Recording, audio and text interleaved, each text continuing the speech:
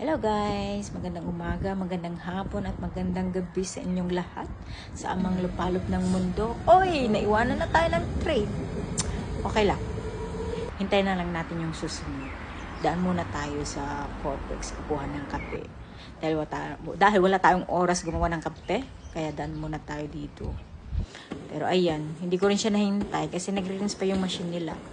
Kaya doon na lang tayo magkape sa work. Ay, saan naman maiwanan tayo ng train?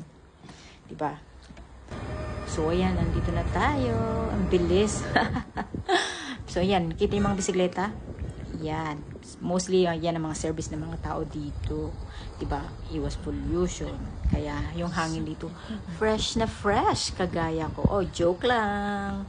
So, yan, tignan nyo, yung ulap, makulimlim, mahangin, at medyo malamig. Pero, ayan, still blessed. At magpasalamat pa rin tayo sa ating mahal na Panginoon dahil binigyan tayo na isang araw na mabuhay dito sa mundo. Diba? Kaya, thank you guys for watching and thank you so much. Ingat kayo palagi. Balik tayo sa, from sa amin hanggang dito sa work by train. Abot tayo ng mga 35 minutes o 40. Ganoon, di ba?